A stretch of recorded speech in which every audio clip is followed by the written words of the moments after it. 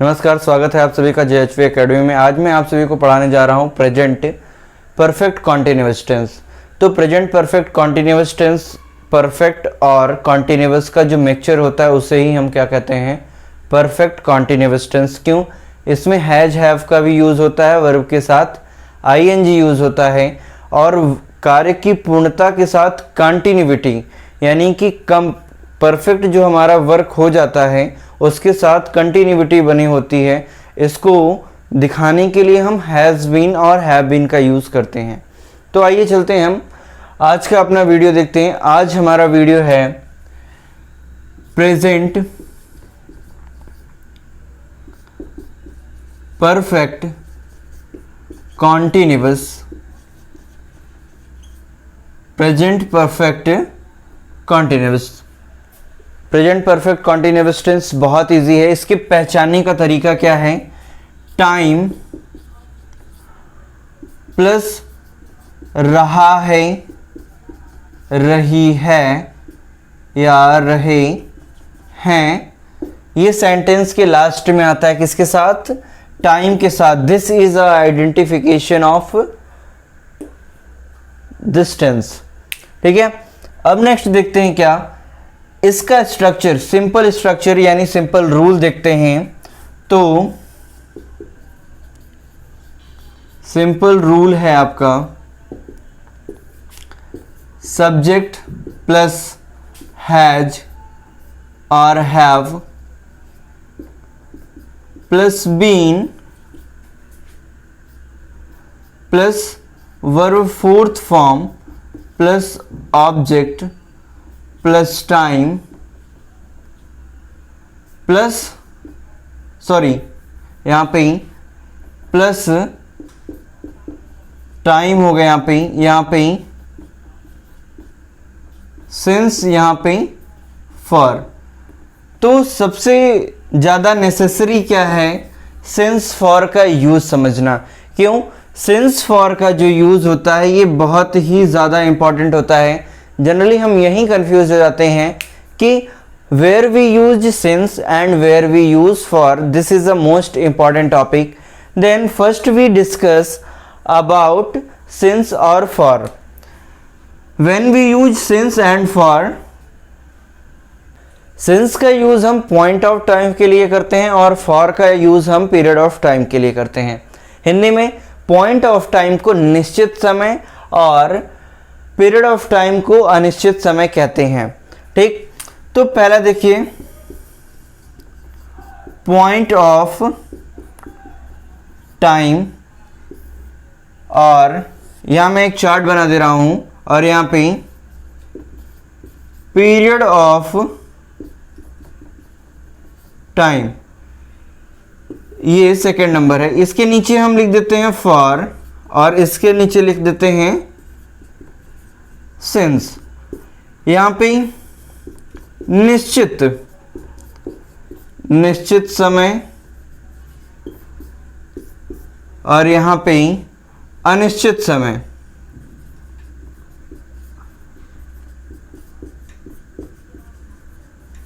निश्चित समय और अनिश्चित समय। तो सबसे बड़ी बात क्या है कि निश्चित समय क्या है और अनिश्चित समय क्या है। तो समझिए, निश्चित समय ऐसा टाइम जिसका हमारे पास स्टार्टिंग पॉइंट यानी कि वह समय कब स्टार्ट हो रहा है, वह टाइम कब स्टार्ट हुआ, उस टाइम के स्टार्ट होने का भी एक पॉइंट मुझे पता हो, उसके लिए हम क्या कहते हैं? निश्चित। और अनिश्चित का मतलब होता है कि इस कार्य के शुरू होने का, स्टार्ट होने का कोई भी स्टार्टिंग पॉइंट मुझे नहीं पता है।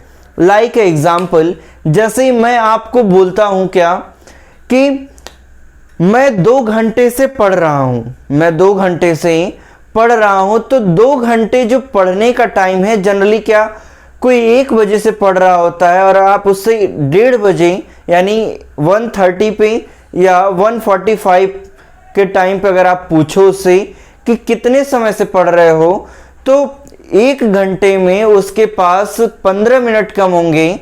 तो 15 मिनट के टाइम को वो क्या करता है? ऐड करके तुरंत बोलेगा 1 घंटे।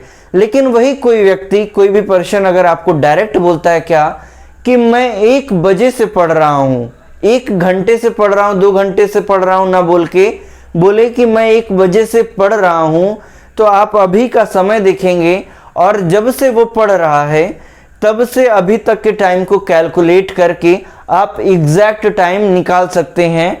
वही है हमारा क्या, निश्चित समय। लेकिन अनिश्चित समय में क्या होता है कि अगर आपको बोल दिया जाए तो आप टाइम नहीं निकाल सकते। जैसे एक सेकेंड एग्जांपल मैं आपको बताता हूं कि कोई भी पर्सन अगर अपना डेट ऑफ बर्थ बता दे तो आप उसके डेट ऑफ बर्थ से लेके अभी तक का जो टाइम हो रहा होगा, मिनट सेकेंड तक बता देंगे कि वह कितनी दिन का, कितने साल का और कितने मिनट और कितने सेकेंड का अभी हुआ उसका एज।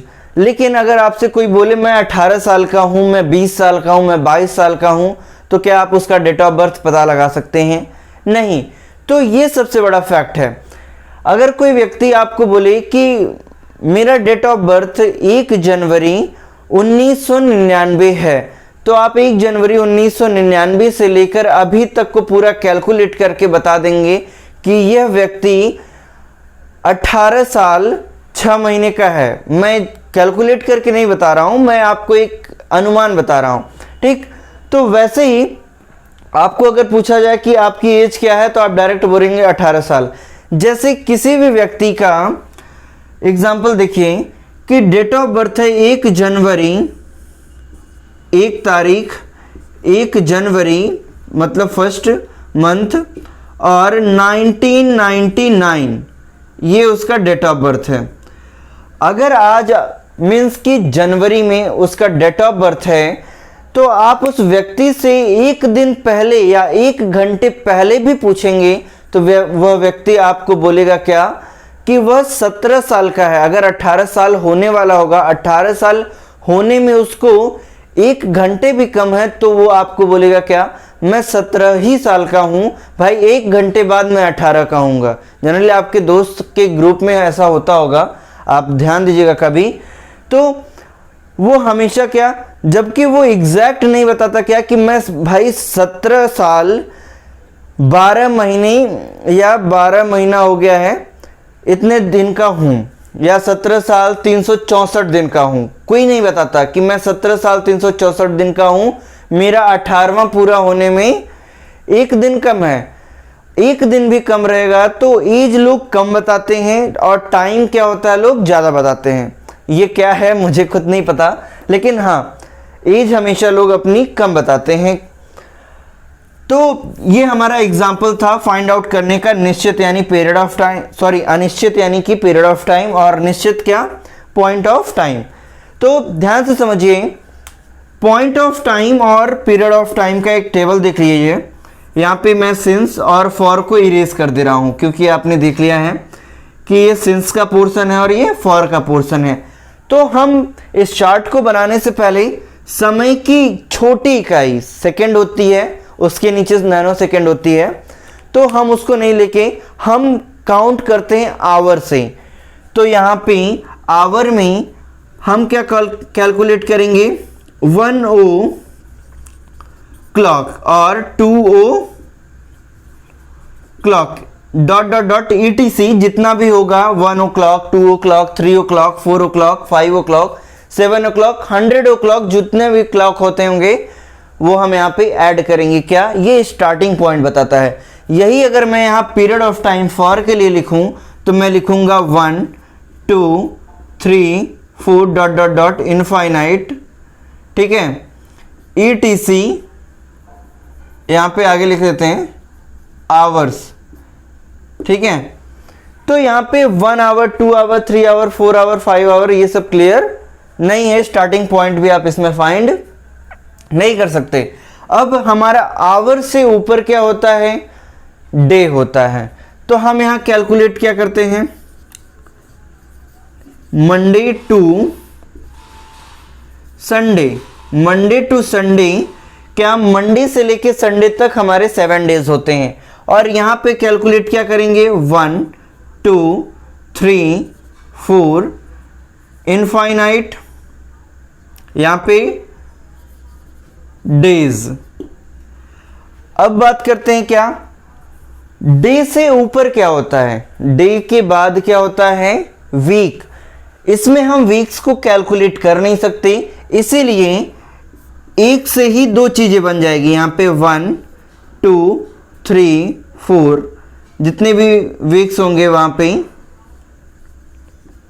वीक्स। ध्यान समझ लीजिए, ये वीक है। वीक होता है क्या, WEAK, वीक मीन्स होता है क्या, कमजोर होता है। और ये WEEK, वीक का मतलब होता है सप्ताह। तो कंफ्यूज नहीं होना है, कभी कभी आपके एग्जाम में आ जाता है, तो इसको क्या करना है, राइट कर लेना है। तो यहाँ पे वीक्स हो गया। वीक्स हम इसमें कैलकुलेट इसलिए नहीं कर सकते, जनरली कोई आपसे पूछेगा कि आपका एडमिशन कब हुआ, या आपकी शादी कब हुई, या आप शिमला कब जा रहे हो, तो अगर आप किसी पर्टिकुलर डेट पे जा रहे हो तो आप कहोगे, अपना डेट बता दोगे। अगर आप किसी भी पर्टिकुलर डे को जा रहे हो तो बताओगे कि आप Monday, Tuesday, Wednesday, Thursday, Friday, Saturday, तो आप ये बताओगे। आप जैसे ही बोलोगे मैं 2 वीक बाद जाऊंगा, 3 वीक बाद जाऊंगा, तो ऐसे कंडीशन में आपको फॉर यूज करना पड़ेगा। तो ये है फॉर और ये है सिंस, क्लियर कर लीजिए। तो इसमें क्या, इसमें हम वीक कैलकुलेट नहीं कर सकते। अब वीक से ऊपर क्या होता है, मंथ। वीक से ऊपर क्या होता है, month, like January to December, January to December. और इसमें हम क्या कैलकुलेट करेंगे, 1 2 3 4 इनफाइनाइट मंथ्स। ये चार्ट समझ लीजिए बहुत अच्छे से, बहुत आपको वर्क करेगा। ऐसा चार्ट आपको कहीं भी नहीं बताया जाएगा जैसा मैं आपको बता दे रहा हूं। तो ध्यान समझिए, ये जनवरी टू दिसंबर, यहाँ पे मंथ, पर्टिकुलर मंथ का नेम अगर होगा तो वो क्या, सिंस में हम काउंट करेंगे। और नहीं होगा 1 मंथ, 2 मंथ, 3 मंथ, 4 मंथ होगा, तो ऐसे कंडीशन में हम क्या यूज करेंगे, फॉर का यूज करेंगे, और 1 2 3 4 मंथ का यूज करेंगे। ठीक, अब बात करते हैं जनवरी से, यानी कि मंथ से ऊपर क्या होता है। देखिए स्टेप बाय स्टेप, या कह लीजिए मैं सीढ़ी चढ़ रहा हूं या स्टेप बाय स्टेप उतर रहा हूं। तो मंथ के नीचे, सॉरी मंथ के ऊपर क्या होता है, ईयर होता है। तो ईयर में ध्यान से समझिए, ईयर में यहां पे ईयर लिखते हैं, कोई भी पर्टिकुलर ईयर, जैसे 1991, 1191, 1192, 2000, 1556, तो ये सब चीजें हैं।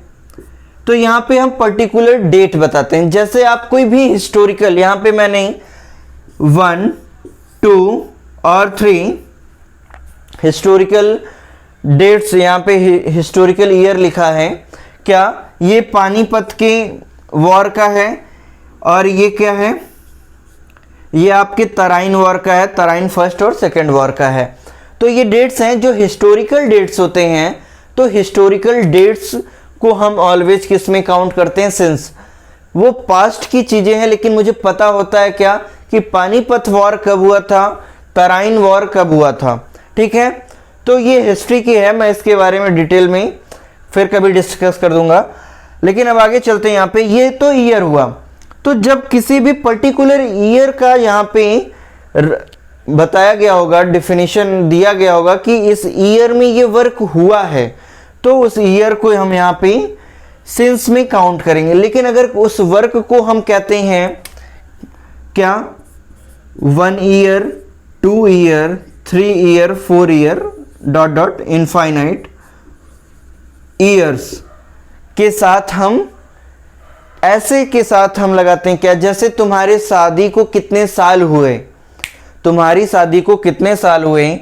तो ऐसे कंडीशन में हम लोग फिंगर पे तो कैलकुलेट करेंगे नहीं, तो ऐसे कंडीशन में डायरेक्ट क्या कहेंगे, 18 साल, 20 साल। आप डायरेक्ट ईयर काउंट करते हैं कि 2018 में हुई होगी, 20 में हुई होगी, या 1999 में हुई होगी। तो 1999 से लेके अभी तक अप्रॉक्स हम बोल देते हैं कि 20-21 साल हुआ है। तो वो यहाँ पे आएगा। लेकिन जैसे ही आप बोलेंगे कि मेरी शादी 1999 में हुई थी, तो ये कहाँ पे आ जाएगा, सिंस में आ जाएगा। अगर आप डेट बता देते हैं तो ये ज़्यादा अच्छा है। फिर अब आगे चलते हैं क्या, डेट्स के साथ। डेट्स में कहीं पे 1 जैन लिखा है, 1 जैन या 2 ऑक्ट लिखा है, तो ऐसे कंडीशन में हम इसके साथ क्या लगाएंगे, सिंस लगाएंगे। ठीक है। अब एक बहुत बड़ी बात, क्या जनरली जब भी आप कॉम्पिटिटिव एग्जाम्स में बैठते हैं तो 2 चीजें बहुत परेशान करती है, क्या,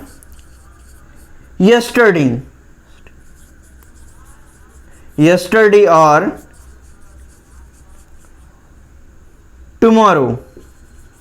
यस्टरडे और टुमारो के साथ हम ऑलवेज सिंस लगाते हैं, तो कंफ्यूज बिल्कुल नहीं होना है। क्या, जब आप स्पॉटिंग एरर या सेंटेंस एरर पढ़ते हैं तो उसमें क्या होता है, टुमारो और यस्टरडे, अगर कोई ऐसा टाइम आपको मिल जाता है तो आप क्या करते हैं, उसके साथ फॉर लगा होता है, तो यही स्पॉटिंग एरर है और ये कह सकते हैं कॉमन एरर है।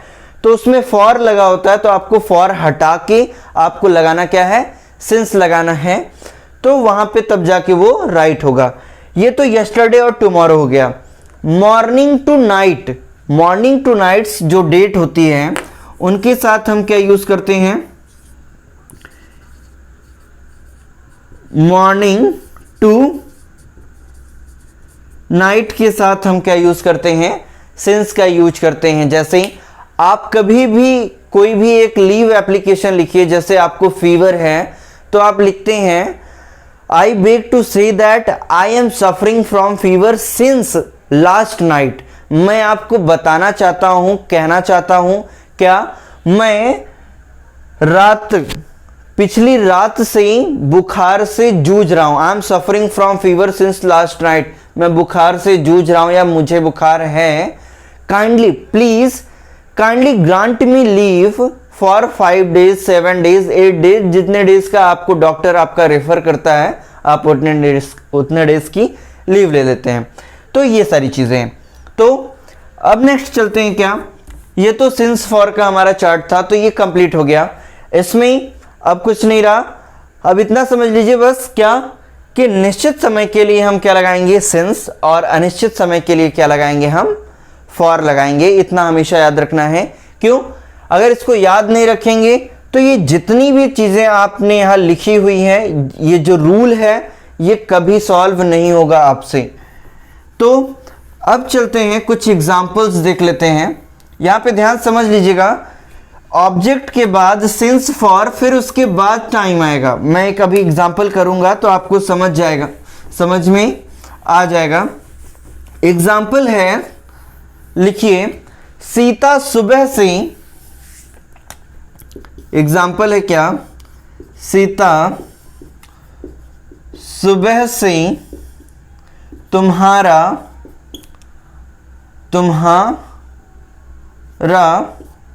इंतजार कर रही है, इंतजार कर रही है, यहां पे खड़ी पाई।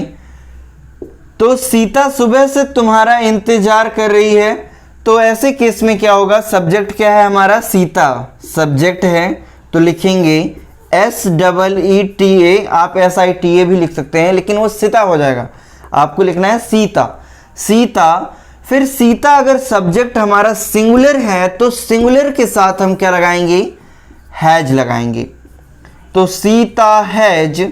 फिर हैज के साथ क्या लगाएंगे हम, बीन, सीता हैज बीन। अब वर्ब का फोर्थ फॉर्म, मैंने कॉन्टिन्यूअस पढ़ाया था तो आपको बताया था, क्या, वर्ब का फोर्थ फॉर्म, वर्ब का फर्स्ट फॉर्म प्लस ING को कहते हैं। तो क्या कर रही है, इंतजार, तो इंतजार का स्पेलिंग होता है क्या, वेट। वेट में हम ING जोड़ेंगे, तो सीता हैज बीन वेटिंग, कब से इंतजार कर रही है, सुबह से। तो अभी मैंने बताया था सुबह से लेकर रात तक के समय के लिए क्या यूज करेंगे हम, सिंस। तो वेटिंग यहां पे ऑब्जेक्ट नहीं है, तो डायरेक्ट हम क्या यूज करेंगे, सिंस और फॉर में से किसी एक को, तो यहां पे हम लगाएंगे क्या, since, Sita has been waiting since, सुबह से, तो MORNING, यानी कि सिंस मॉर्निंग। यहां पे वर्ब के फोर्थ फॉर्म के बाद ऑब्जेक्ट नहीं आया इस सेंटेंस में, यहां पे ऑब्जेक्ट होगा, ठीक। तो इस सेंटेंस में ऑब्जेक्ट नहीं आया, यहां सिंस फॉर्म में हम कोई एक यूज किए, क्यों? क्योंकि मॉर्निंग के साथ मैंने अभी बताया कि क्या यूज करेंगे हम, सिंस यूज करेंगे। तो यहां पे ये सेंटेंस क्लियर हो गया। सेकंड देखिए क्या, वे लोग कल शिमला जा रहे हैं, वे लोग कल शिमला जा रहे हैं, और यहां पे पूर्ण विराम। तो वे लोग, तो क्या हो जाएगा, वे लोग हैं, तो दे के साथ क्या लगाएंगे हम, दे हैव, फिर उसके बाद बीन। अब कहां जा रहे हैं, काम क्या हो रहा है, जाने का, तो गोइंग। अब जा कहां रहे हैं, to Shimla, going to Shimla. यहां पे ये क्या है, ऑब्जेक्ट है। फिर उसके बाद ध्यान से देखिए कहां जा रहे हैं, they have been going to Shimla, कब जा रहे हैं, कल, गोइंग टू शिमला। फिर यहां लगाएंगे क्या, सिंस टुमारो, कल जा रहे हैं, तो ऐसे कंडीशन में क्या हो जाएगा, टुमारो, और उसके साथ हम क्या लगाएंगे, सिंस। अभी मैंने बताया क्या, यस्टरडे और टुमारो के साथ हम ऑलवेज क्या लगाते हैं, सिंस लगाते हैं। तो ये हमारा सिंपल रूल था। इसमें एक और चीज देख लेते हैं, क्या, एक और एग्जांपल देखिए। एग्जांपल, मेरा भाई 2 घंटे से खूब तेज गाड़ी चला रहा है, तो क्या होगा, माई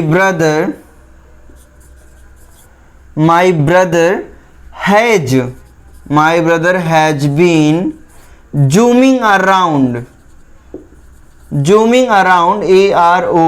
AROUND, जूमिंग अराउंड एक फेज है। जूमिंग अराउंड का मतलब होता है खूब तेज गाड़ी चलाना। My brother has been zooming around, कब से, 2 घंटे से। तो 2 घंटे अभी मैंने बताया 1 2 3 4 आवर, जितने भी आवर्स होंगे उनके साथ हम क्या लगाएंगे, फॉर लगाएंगे, जूमिंग अराउंड फॉर 2 आवर्स। यहां पे मैंने देखिए 2 आवर्स में मैंने ये 2 आवर आपको समझाने के लिए लिखा है, लेकिन जो इंग्लिश का रूल होता है वो क्या लिखेंगे आप, TWO, ये 2 आवर लिखेंगे। ये जो नंबर आप लिखते हैं 2, ये जो है मैथमेटिकल है, तो हम इसको नहीं लिखते। जनरली आप कभी भी जो डेट डालते हैं, तो इंग्लिश में डेट डालने का तरीका क्या होता है, 1 Jan 2021, इस तरह से हम इंग्लिश में डेट डालते हैं। लेकिन जो मैथमेटिकल डेट होता है, हम डायरेक्ट क्या लिखते हैं, 2/2/2021, तो इस तरह से लिखते हैं। तो ये मैथमेटिकल है और ये क्या है, इंग्लिश का रूल है, क्या, डेट राइट करने का। तो इसको भी याद रख लीजिए। आप फ्यूचर में कभी जब एप्लीकेशन आप लिखेंगे तो नीचे डेट मेंशन करते हैं, तो जनरली हम मैथमेटिकल ही लिख देते हैं, तो वो गलत है। आपको लिखना क्या है, इंग्लिश में अगर आप एप्लीकेशन अपना राइट कर रहे हैं तो आपको बनता है क्या, कि आप इंग्लिश में ही डेट को भी मेंशन करें। तो ये हमारा हो गया, my brother has been zooming around for 2 hours. तो यहां क्लियर हुआ। अब चलते हैं, हम देखते हैं क्या, निगेटिव रूल बहुत इजी है, करना कुछ नहीं है, ध्यान से बस समझना है। तो देखिए यहां पे सब्जेक्ट प्लस हैज या हैव के बाद क्या लगाएंगे, प्लस नॉट लगा देंगे, प्लस बीन प्लस वर्ब का fourth form plus object plus since for a time. हम साफ साफ लिख देते हैं ताकि आपको समझ में आ जाए। यहां देखिए सब्जेक्ट हैज हैव, फिर उसके बाद नॉट, फिर बीन प्लस वर्ब का fourth form plus object plus since for plus time, ये रूल है। अब इसका एग्जाम्पल देखते हैं। एग्जाम्पल क्या है,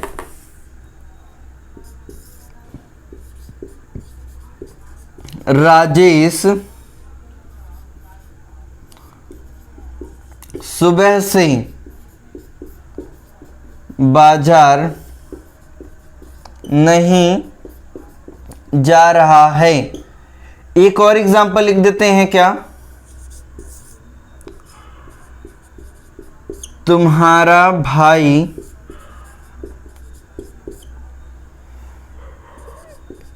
इस पाठ को 2 घंटे से, यहां पे 2 घंटे मिटाई देते हैं, इस पाठ को 2 सप्ताह से नहीं पढ़ रहा है। और एक एग्जाम्पल देखते हैं, थर्ड नंबर क्या, मैं रोज सुबह घूमने नहीं जा रहा हूं। ठीक है, तो ये हमारा क्या था, ये हमारा है एग्जाम्पल। तो अब हम इसको सॉल्व करते हैं। एग्जाम्पल क्या, राजेश सुबह से बाजार नहीं जा रहा है, तो हो जाएगा क्या, राजेश हैज बीन, सॉरी यहां पे नहीं है ना, तो has not been going to, कहां पे, मार्केट, गोइंग टू मार्केट कब से, सिंस मॉर्निंग, और यहां पे फुल स्टॉप। इतना क्लियर है। अब नेक्स्ट देखते हैं क्या, तुम्हारा भाई इस पाठ को 2 सप्ताह यानी 2 वीक से नहीं पढ़ रहा है, तो क्या होगा, your brother has not been, यहां पे अगर प्लूरल होगा तो हैज की जगह पे हैव हो जाएगा। Your brother has not been, क्या इस पाठ को नहीं पढ़ रहा है की जगह रट रहा है कर लीजिए, कुछ नया आपको सीखने को मिल जाएगा।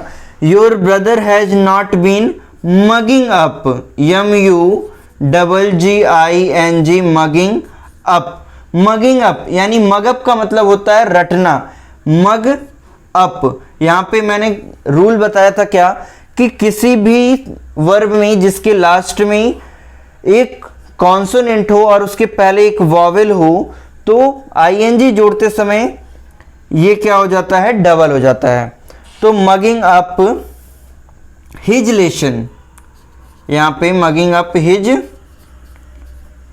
लेसन कब से, 2 सप्ताह से। अभी मैंने बताया कि ऐसे केसेस में हम क्या यूज करेंगे, फॉर 2 वीक्स। ठीक है, आप यहां पे इंग्लिश वाला 2 लिखेंगे, मेरे पास स्पेस कम पड़ रहा है इसलिए मैंने यहां पे ऐसे लिखा है। अब ध्यान देखिए, मैं रोज सुबह घूमने नहीं जा रहा हूं, तो इसको हम कॉन्टिन्यूअस में भी बना सकते हैं और इसको हम परफेक्ट कॉन्टिन्यूअस में भी बना सकते हैं। तो हम इसको कॉन्टिन्यूअस में ही फ्रेम करेंगे। देखिए, I am not going on walk, यहाँ पे I am not going on walk daily in the morning. और इसको एक तरह से और भी सॉल्व कर सकते हैं। इसको सॉल्व करने का एक तरीका और क्या है, क्या, आई हैव, घूमने नहीं जा रहा हूं ना, तो I have not been going to walk, going to walk, या I have not been going to jogging. ठीक है, तो आपको जॉगिंग लिखने की जरूरत नहीं है, आप घूमने पे हैं, तो I have not been going to walk. फिर उसके बाद देखेंगे क्या, सुबह की बात हो रही है, तो यहां पे लगाएंगे हम सिंस, यहां लगाएंगे सिंस। फिर कब जा रहा हूं, सुबह, तो हो जाएगा मॉर्निंग, और यहां हो जाएगा फुल स्टॉप। क्लियर है? तो इसको हम दो तरह से बना सकते हैं। ये टू केसेस है, आप किसी भी एक केस में इसको बना सकते हैं। इस तरह के सेंटेंसेस कभी कभी क्या होते हैं कि कॉन्टिन्यूअस में भी बन जाते हैं और परफेक्ट कॉन्टिन्यूअस में भी बन जाते हैं। ठीक है, तो अब हम आइए देखते हैं क्या नेक्स्ट। नेगेटिव हमारा कंप्लीट हुआ, अब देखते हैं क्या इंट्रोगेटिव। इंट्रोगेटिव रूल देखते हैं।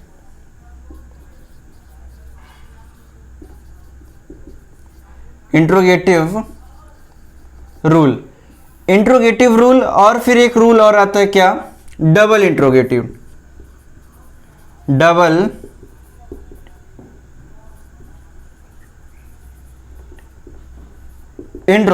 इंट्रोगेटिव रूल और डबल इंट्रोगेटिव रूल, तो ये दोनों ही इजी है। तो हम पहले देखते हैं क्या इंट्रोगेटिव रूल। इसका स्ट्रक्चर है क्या, हैज या हैव प्लस, हैज या हैव प्लस सब्जेक्ट प्लस, अगर नॉट हुआ तो लगाएंगे अदरवाइज बीन प्लस वर्ब का fourth form plus object plus since for plus time और लास्ट में क्वेश्चन मार्क।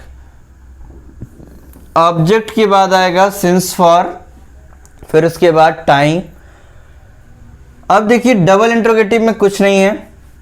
WH वर्ड का मतलब होता है क्या, व्हाट, वाई, व्हेन, यानी कि word, question word start with WH, that is also known as WH word. This is also known as Q word. Q word mean question word. ठीक है, तो ये हमारा फर्स्ट था क्वेश्चन वर्ड प्लस हैज या have plus subject plus not हुआ तो लगाएंगे अदरवाइज बीन प्लस वर्ब का फोर्थ फॉर्म प्लस ऑब्जेक्ट और सिंस फॉर, फिर उसके बाद यहां पे आ जाएगा आपका टाइम और लास्ट में आएगा क्वेश्चन मार्क।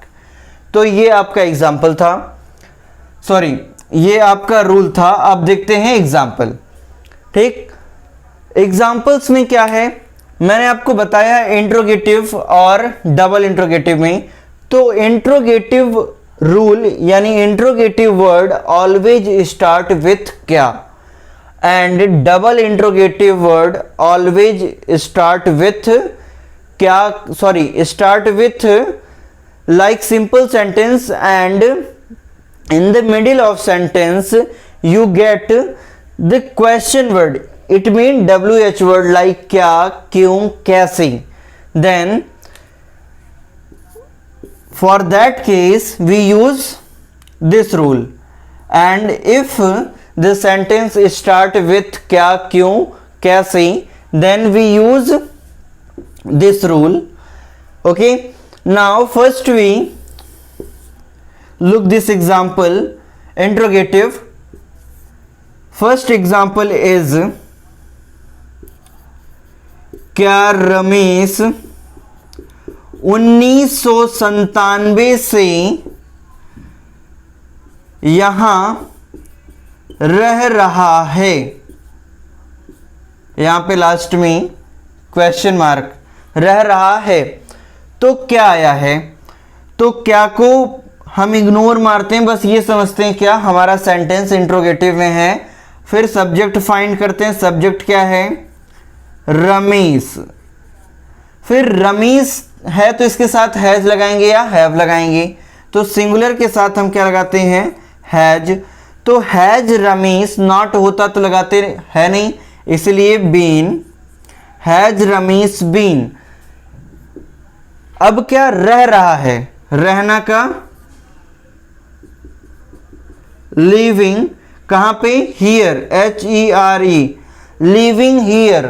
कब से रह रहा है, 1997, यानी कि यहां पे लगाएंगे हम सिंस 1997. और यहां पे सेकंड एग्जांपल है, क्या वे सुबह से टीवी देख रहे हैं. और यहां पे क्वेश्चन मार्क. देख नहीं रहे हैं मैं कर देता हूं, क्यों, एक निगेटिव का भी समझा देता हूं. देख नहीं रहे हैं और यहां पे क्वेश्चन मार्क. तो क्या होगा, क्या को हम इग्नोर मारते हैं, बस देखते हैं क्या हमारा सेंटेंस इंट्रोगेटिव है. तो वे के लिए क्या लगाएंगे हम, दे लगाएंगे. फिर दे के साथ हम हेल्पिंग वर्ब यूज क्या करेंगे, हैव. तो हैव को पहले लिख देंगे, हैव दे. यहां पे नॉट है, नहीं है, तो यहां लगाएंगे not. Been, have they not been. अब क्या करें, देख रहे हैं, तो WATCHING, वॉचिंग टीवी. ऐसे भी लिख सकते हैं या टीवी इस तरह से भी लिख सकते हैं, वॉचिंग टीवी. कब से, सिंस. सिंस सुबह से, तो मॉर्निंग. और यहां पे क्वेश्चन मार्क. ठीक है. अब इसी को नॉट और हैव को एक साथ लिखते हैं, सेपरेट ना लिख के. सेपरेट का मतलब अलग अलग. ठीक है. तो हैव नॉट को लिखते हैं क्या, हैवेंट दे बीन वॉचिंग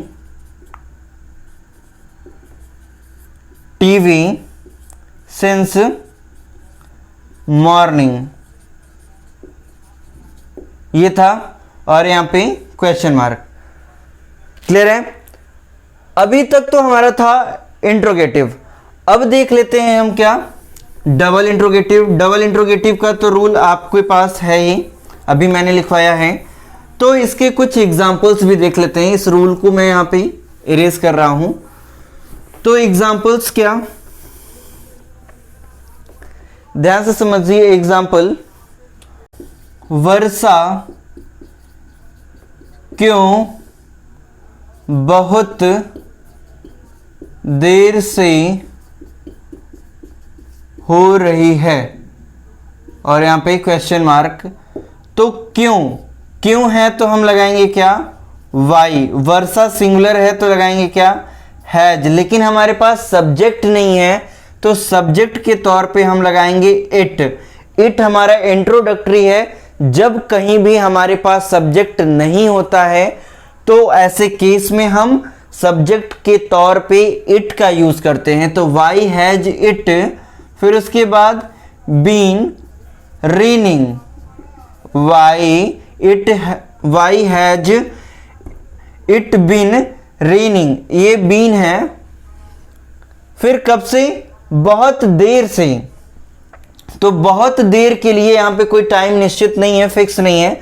तो इसके लिए हम पहले लगाएंगे फॉर अ लॉन्ग टाइम. और यहाँ पे लगा देंगे क्वेश्चन मार्क। ठीक है, वर्षा क्यों बहुत देर से हो रही है। अब सेकंड एग्जांपल देखते हैं। राधा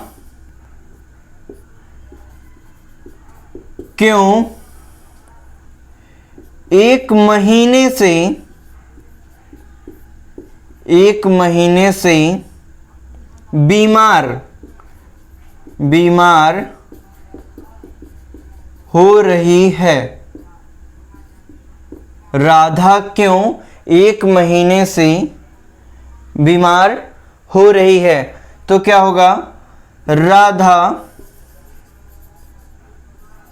राधा लिखेंगे, पहले सब्जेक्ट हमारा हो गया, फिर क्यों, पहले यहां लगा देते हैं वाई, फिर इंट्रोगेटिव है तो हमारा लगाएंगे क्या, हैज। वाई हैज राधा, बीमार होने के लिए get, why has Radha getting, why has Radha getting ill, why has Radha getting ill. एक महीना, कोई टाइम फिक्स नहीं है तो इसीलिए यहां पे फॉर 1 मंथ और यहां पे क्वेश्चन मार्क। ठीक है, तो ये 2 एग्जाम्पल थे आपके पास। तो ये हमारा प्रेजेंट परफेक्ट कॉन्टिन्यूअस यहीं पे कंप्लीट होता है। आप वीडियो को आगे पाते रहने के लिए हमारे चैनल को लाइक एंड सब्सक्राइब करके हमारी वीडियो को शेयर कर दीजिए, ताकि जो पढ़ने वाले स्टूडेंट्स हैं ये वीडियो उन तक पहुंच सके। तब तक के लिए जय हिंद, मिलते हैं नेक्स्ट वीडियो में। नेक्स्ट वीडियो हमारा रहेगा क्या, एनालिसिस रहेगा क्या, present indefinite, continuous, perfect and perfect continuous, जो भी आपने पढ़ा है इन चारों टेंसेस पे हम क्या करेंगे, एक वीडियो बनाएंगे क्या, उसमें जितने भी आपके क्वेश्चंस रहेंगे उस क्वेश्चंस को क्या करना है, यहाँ पे जो कॉम्पिटिटिव एग्जाम्स में क्वेश्चन आते हैं मैं यहाँ पे राइट करूंगा, उसको सॉल्व करूंगा, आप भी मेरे साथ सॉल्व कीजिएगा और जो आपकी मिस्टेक होगी मेरे वीडियो से आप उसको मैच कीजिएगा। तब तक के लिए जय हिंद।